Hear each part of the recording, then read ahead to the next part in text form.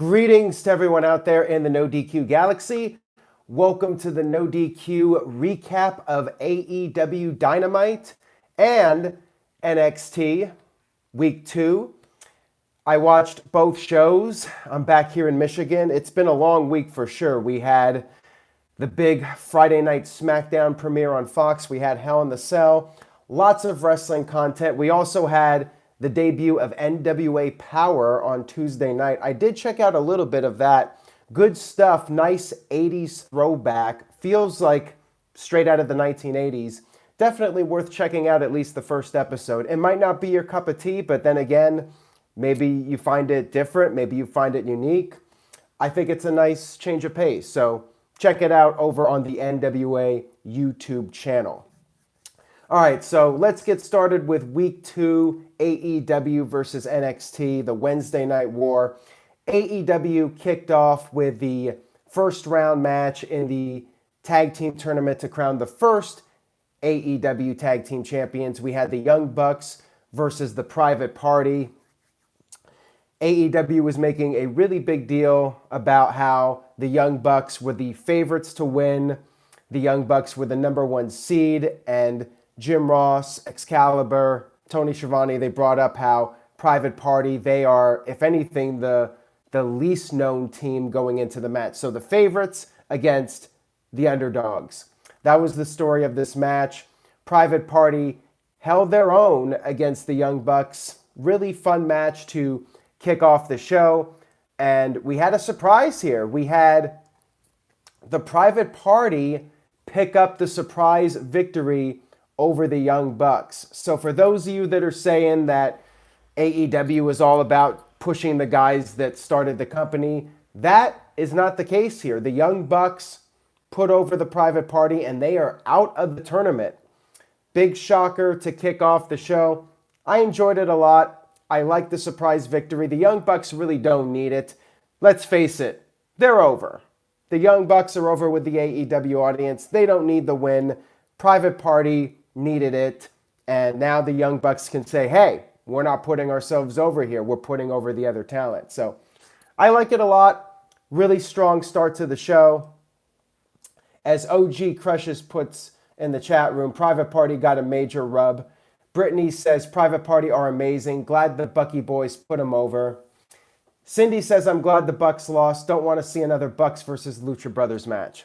So there you go. Looks like AEW made the right decision here to have the Private Party go over and build them up. We had a little video package shown before the match just to set things up and show how the Young Bucks were the ones that recruited the Private Party. By the way, Private Party came from the House of Glory promotion, and interestingly enough, Master P, who some of you might remember as a celebrity that appeared on WCW television. It did not go over very well, but Master P is apparently running House of Glory now. So interesting turn of events to have Master P in the wrestling business again. That's something I would have never predicted for 2019. That's for damn sure.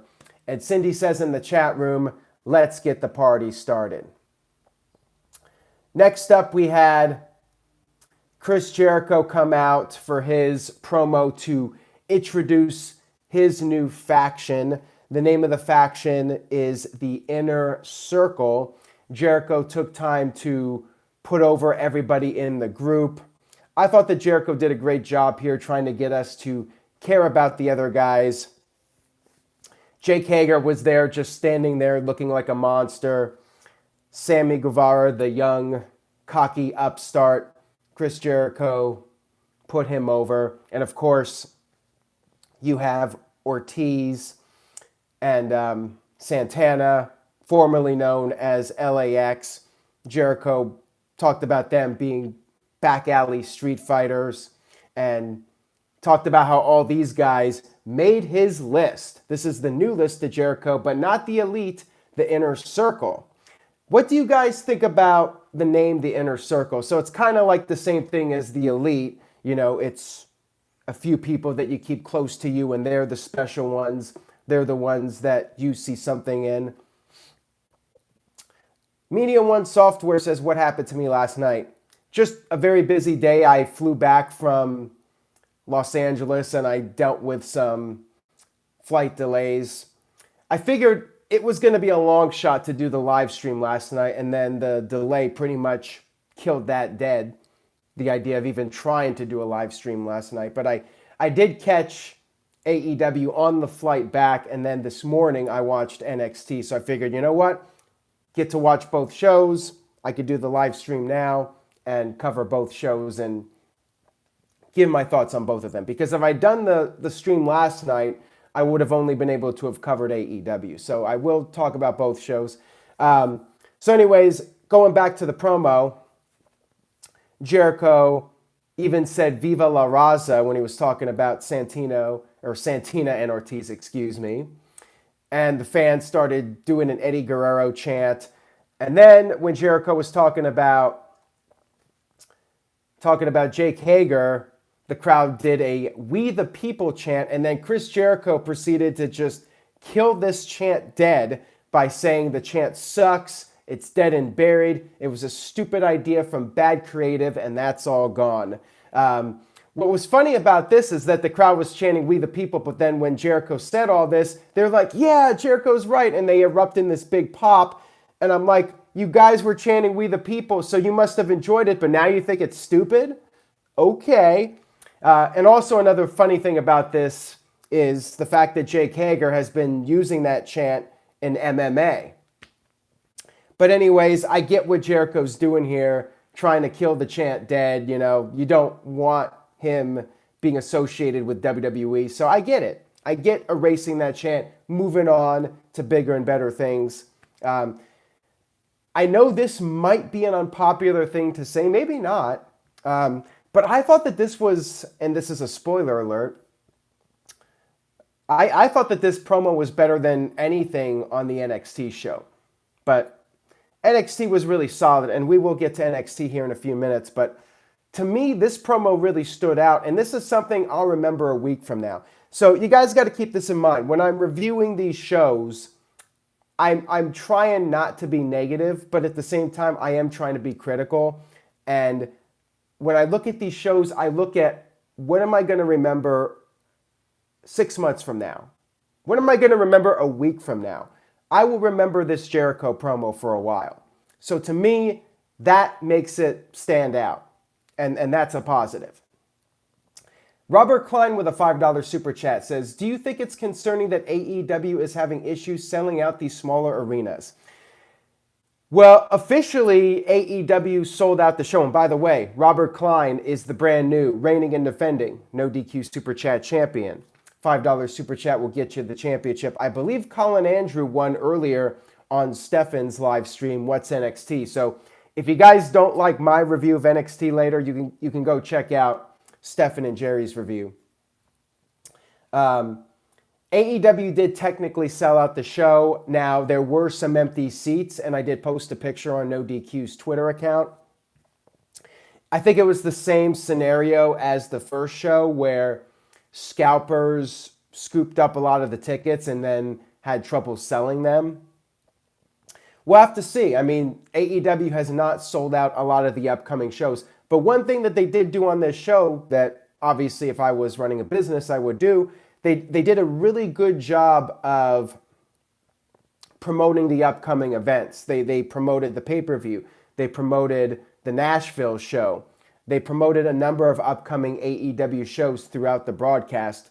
And I don't think there's any need to panic right now. Obviously, AEW is a new brand and they have to establish themselves, spread word of mouth, build their audience. And they do that. They build their characters. They build their storylines.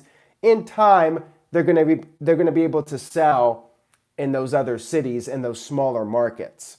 So I don't think it's too much cause for concern just yet. Now, 6 months from now, if AEW is struggling to fill these smaller venues, then that could be a bad sign that they're not going to be able to sustain their business model. So we will see. Tony H with the $2 super chat says, this week AEW was better. Jericho is amazing. Well, I definitely agree with you about Jericho. I mean, Jericho is, in my opinion, he is like the star player in AEW right now, and I definitely feel he was the right guy to put the title on first. You need to build up other stars before you can have them go over Jericho and be the champion and carry the company. And by the way, Jericho also said, talking about the pay-per-view, he said he is going to beat the ever-loving shit out of Cody Rhodes. And yes, he did say shit, and it was uncensored. I guess after a certain time on cable television, you can get away with saying it. I know South Park has for a while. They'll just drop S-bombs all over the place. So yeah, it's pretty cool to have a little bit of profanity and a little bit of the bubbly on AEW. Next up, we had a number one contenders match. Jimmy Havoc versus Darby Allin. By the way, Jim Ross was stuttering a little bit on commentary. I still think Jim Ross is great, and even Jim Ross past his prime is still better than the Raw and SmackDown announcers. I'll just say that. But JR, I noticed on this show that JR was having a little bit of trouble keeping up. Like, everything was moving at a very fast pace, and I think JR was struggling a little bit to keep up. But again, even Jim Ross past his prime is still amazing. And I still think JR really adds to the show. Let me take a sip of water here. So Jimmy Havoc came out for his match. They had a little pre-taped promo as he was coming out. Good stuff here. I like both guys. I think both guys have cool characters and both have a lot of potential to be major stars in AEW. Obviously, it looks like Allin is going to be the one getting the initial push. He picked up the victory here over Havoc, and he will be facing Chris Jericho for the championship next week. And he actually hit the coffin drop successfully this time. Like, the thing about Allin so far is, like, to me, the first thing I think of when I think of Darby Allin is those missed coffin drops where he practically killed himself. But he actually hit one here. And I like him getting the push. And we did see him one more time later on, so I'll talk about that later. He will be facing Jericho for the championship next week. I don't expect him to win. I would say that that's highly unlikely in all likelihood, but we'll see what Jericho can do with him if Jericho can help elevate Allin to the next level. Moving on here, we had a tag team match. Bea Priestley and Sakara, I'm bad at pronouncing these names, so I do apologize, versus Riho and Dr. Britt Baker. Sakara, Excalibur tried to explain her background, how she's won championships in Japan and she's trained some of the young up-and-comers. What is her gimmick? Like, her gimmick is Freddie Mercury cosplayer. Her and Kushida could do a mixed tag team. You can have the Back to the Future cosplayer, the Marty McFly cosplayer, and the Freddie Mercury cosplayer. I don't know. I'm not sure what the marketability is with them doing cosplay gimmicks, but hey, I mean, apparently they've had a lot of success, so what do I know? So this was an all right match. I didn't think it was anything spectacular. Riho and Britt picked up the victory, and next week they're going to be facing off against each other. Cindy's like, she's a huge Queen fan, so yeah, I guess that's her gimmick, that she's a Queen fangirl. I don't know. I don't get it. I guess that maybe that's a thing in Japan, part of the culture. But yeah, I'm not really a big fan of the wrestlers and their gimmicks being cosplays. I don't know. Just not my thing. Not my cup of tea. So after the match, there was a little bit of a confrontation. Bea Priestley got in the ring, confronting Britt Baker, and then Riho was trying to break them up and keep them apart. So we're getting some storyline development here, which is good. We had the Best Friends, a little video package from them, and then they were interviewed in the front row, and then Orange Cassidy made a little appearance. So again, good stuff, trying to establish the characters and whatnot. We had Shawn Spears versus Jon Moxley. For those of you that haven't been following AEW, it's Dean Ambrose versus Ty Dillinger. It's funny because a year ago, if we saw this on WWE television, we'd be like, this is boring. This is just some throwaway match. But now everybody's excited about it. And, it's good because both guys are a lot more motivated now. So that definitely makes a difference. Eddie001 says, Aaron, I definitely agree with you what you said about AEW needing Jim Johnston. Their music is mediocre. Yeah, I mean, again, watching this show, if I had to criticize something, it would definitely be the music. There are a few that stand out to me. I like Cody's theme. I like Jericho's theme. Obviously, it's his song. I do like Omega's theme. But a lot of them, to me, are not that good. Shawn Spears, not a fan of his music. Moxley's is okay. Dustin Rhodes' music is okay. It's fine. It's a generic rock tune, but it's all right. Could be better, though. There is definitely room for growth when it comes to the entrance themes. And to me, it's a no-brainer to hire Jim Johnston, but he's working with Ring of Honor. I don't know if he's going to end up in AEW or not, but only time will tell. So we had Tully Blanchard there at ringside in Shawn Spears' corner. Moxley picked up the win with the, I still can't pronounce it, the Dirty Deeds. I'm just going to call it the Dirty Deeds because it's easier for me to pronounce. But you guys know what it's called. The Paradigm Shift, whatever. Moxley won the match, and we had Pac or Pac. I still don't know if it's Pac or Pac. I know Jim Ross was once again saying Pac, and Pac was there on commentary, and I don't know if he corrected them or not. I don't think he did. I like the way he pronounces Excalibur's name, Excalibur. I enjoy Pac on commentary. I definitely think he should do it more often. Oofman Rule says it's Pac like Pac-Man, but I thought it was Pac like X-Pac. I don't know. I still think he needs a name change. I'm just going to call him the Bastard. I'm just going to go with my own names here.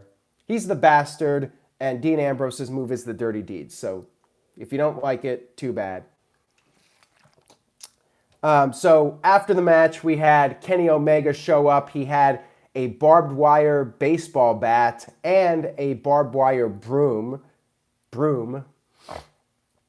Excuse me, guys. I'm still dealing with a little bit of a cold here, and I lost my voice on Monday night. Kenny Omega had the broom, and you had their confrontation on the stage, and then all of a sudden, Pac attacked Omega from behind. Moxley had an opportunity to take out Omega with the baseball bat, but I guess in a little bit of show respect, did not go after him any further and walked away. And that was that. I think Omega should have not been on this show. After taking that paradigm shift or dirty deeds through the glass table last week, I would have been fine with Omega not being on this show to sell that attack. Now, I know he did do a match after the show, which will air on the AEW Dark YouTube series next week, but I would have kept Omega off of the show. But that's just me personally. I would like to see guys sell these big moves a little bit more. Just my own opinion. A little bit of nitpicking here. And then we had the main event, which was Dustin Rhodes and Hangman Page against Sammy Guevara and Chris Jericho. Really good match here. I enjoyed it a lot. The announcers were talking about how Hangman Page is resembling a young Barry Windham, and Jim Ross was bringing up how Dustin Rhodes could help mentor Hangman Page. I liked it. You had the veteran young guy versus veteran young guy. Nice dynamic here. And good stuff. We had Jake Hager out there at ringside, and he interfered in the match, and ultimately he was the difference maker in the match. He got involved when the referee wasn't looking, and then Jericho hit the Judas effect to Dustin. And I like Dustin selling. He had him spit out when he got hit with the Judas effect. Good stuff here. Jericho and Sammy pick up the victory. And then we had the 3-on-2 beatdown. And then we had Hangman Page and I'm blanking out here. I apologize, guys. Hangman Page. Who was the other guy? Somebody help me here. I need to check my notes here. This segment was a little bit chaotic. We had tons of people running in. MJF came out, made the save when they were outnumbered. And then we had the lights go out. Cody came out. Young Bucks came out. There was just pure chaos. Tons of people running down. And I'm forgetting who Hangman Page was fighting with when that post-match beatdown was happening. Tony H with the $2 super chat says, I really hate the MJF face pop tonight, stay heel. Yeah, that's confusing to me. I guess he's a tweener right now. I'm not really sure. He came out, acted like he was going to help the Inner Circle, but then he started attacking them. Curtis Butler's like, have your notes with you. Well, I was actually unable to take notes on the plane, so that's part of the problem here, too. I wrote a few things down, but I'm just blanking on that one part. But basically, we had this huge brawl with everybody coming out. The Elite stood tall, and then Jericho got on the mic and cut a promo on Darby Allin. Oh, by the way, okay, so I forgot about that part.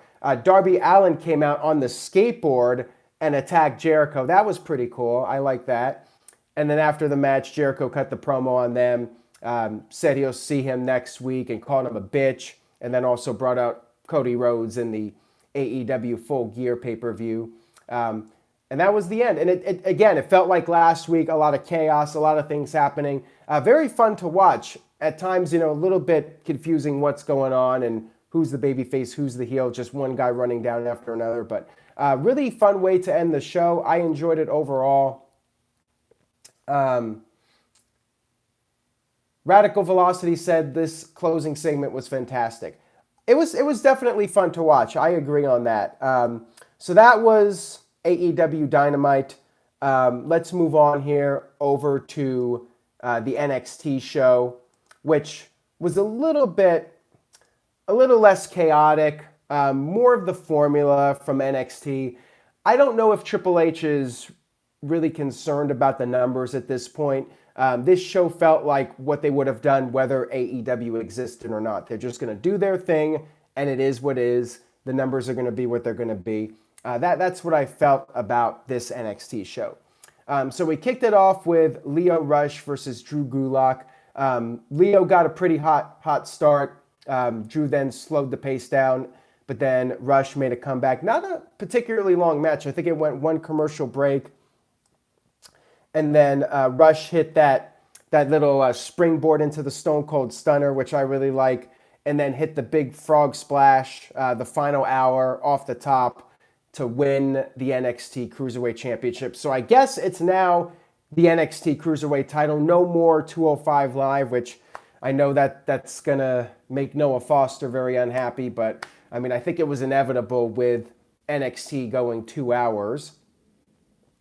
Oofman Rules with a $10 super chat says, 27-time champion, AEW is killing it. Thoughts on Jericho acknowledging Eddie on his birthday? Also, should AEW have a secondary title? And if so, what to call it? Keep up the great work. # buy a shirt. Well, thank you very much for that, Oofman Rules. I do appreciate it. And congratulations on being the new reigning and defending No DQ Super Chat champion of the world. We'll say you win it via the Eddie Guerrero Frog Splash in honor of Eddie Guerrero, whose 52nd birthday was yesterday.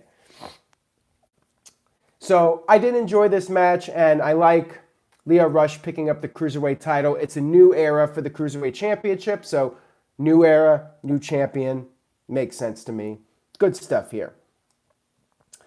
Next up, we had Rhea Ripley from NXT UK versus Aaliyah.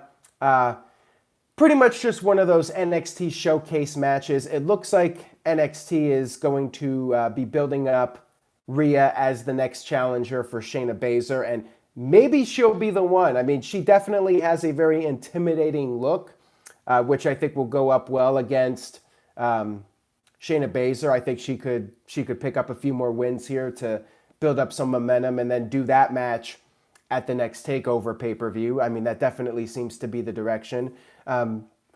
Pretty much a glorified squash match. Not a whole lot to say about it, but good stuff nonetheless to build up Rhea as the next challenger. She did cut a promo after the match. Basically said she's coming for Shayna, and that was that.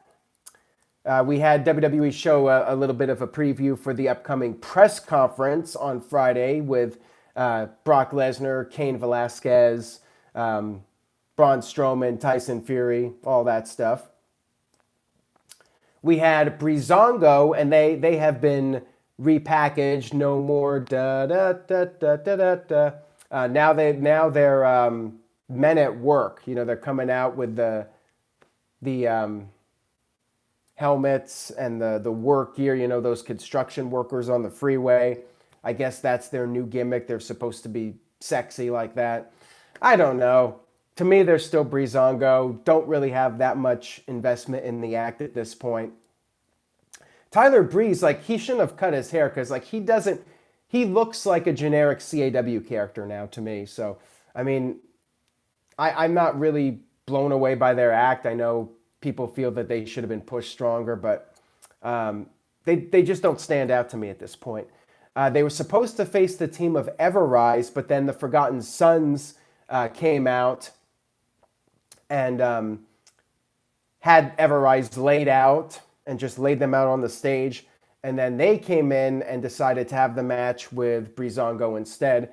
And I hate to say this too, but Forgotten Sons don't really stand out to me either. I mean, Gunner never really stood out to me in TNA/Impact Wrestling. Again, they look like your generic CAW characters where, you know, you're going to give them the long hair and the beard and make them look tough. To me, they just don't have enough of a unique look as far as I'm concerned. Match was fine, though. You know, the wrestling is always good, but I'm also looking at other aspects of the show, like the character development and just something that's going to stand out to me. And to me, this match didn't really stand out. I didn't expect Breezango to win. I think they're basically enhancement guys at this point. And Forgotten Sons did pick up the victory with their double team move, The Memory Remains. We had a video package hyping up next week's match between Keith Lee and Dominic Dijakovic. Can't even pronounce his name either. I'm just going to call him Dominic D from now on. I like that better anyways. Dominic D. I think that has a little bit more marketability to it. We had Cameron Grimes versus Boa, who is from China. And this was basically, you know, a nothing match. You had, right when the match started, you had Killian Dane walking to the ring. Cameron Grimes pointed it out, and Boa looked at Dane, and then he turned around, and Grimes immediately hit the double knees and pinned him in like 5 seconds, and that was that. Brittany says, Rick Grimes with the big stomp. Yeah, I mean, I don't like the name Cameron Grimes either. I really think they need to come up with better names. Like, when I think of Cameron Grimes, I think of Rick Grimes. So, I don't know. And Rick Grimes is a far more interesting character. I mean, they basically took Trevor Lee, put a cowboy hat on him. I think they need to do a little bit more than that as far as character development goes. Her kayfabe candy ass says Frank Grimes. Oh, good old Grimy. Nice reference there. So after the match, we had Killian Dane get in the ring, and he beat the crap out of poor Boa and laid him out and said that this is just the beginning. So there you go. We got a Damian Priest promo, and he talked about why he attacked Pete Dunne last week. He said that he wants attention, and that's why he did the attack on Pete Dunne. Now, I'm confused here. Did he attack Pete Dunne a couple weeks ago, or was it last week? I could have sworn it was last week, but I think he said a couple weeks ago. So I'm a little confused by that. And he said that his name will live on forever at the expense of Dunne. Gary says it was last week. I thought it was last week, but why did he say a few weeks ago? Maybe they screwed up and recorded that promo a few weeks ago and something went out of sequence. I don't know. Maybe this promo was supposed to air next week and they just messed up. I don't know. That was a little confusing. We had Roderick Strong versus Asaya Swerve Scott. I'm not sure if his Swerve nickname is a reference to Vince Russo or not. Good match, but again, more of a showcase for Roderick Strong. Scott did have his moments in the match. Undisputed Era came out and they provided a little bit of a distraction. I mean, they were basically cheering on Strong, but Scott did get distracted by them, and then Strong picked up the victory over the very game Scott. And after the match, the Undisputed Era had their big celebration. Adam Cole cut a promo talking about Finn Balor coming back and Undisputed Era coming back. Velveteen Dream interrupted them and said that Strong will defend the North American Championship against him in 2 weeks. And then Tommaso Ciampa came out and got in the ring, ran off the Undisputed Era, and just said, "Goldie, Daddy's home."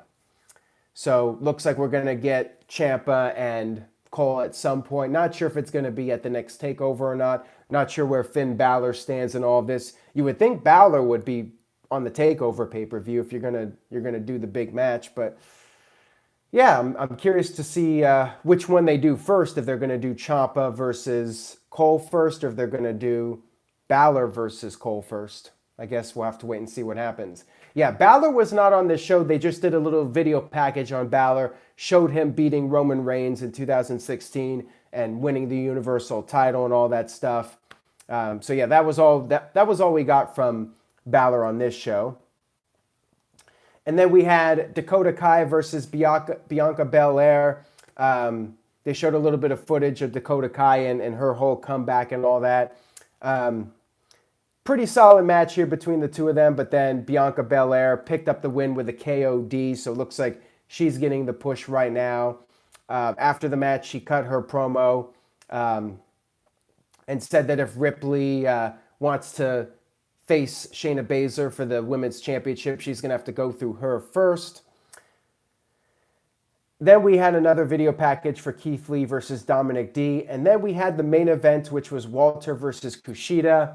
Like I mentioned earlier, Kushida's gimmick, he's a Marty McFly cosplayer. Match was really good, really solid main event here. You're a pretty standard big man versus little man match. Lots of submissions exchanged between the two of them. Fairly lengthy match. And again, NXT had this overrun going into the third hour, about a 10-minute overrun. Walter did end up picking the victory. Crowd was chanting, "This is awesome."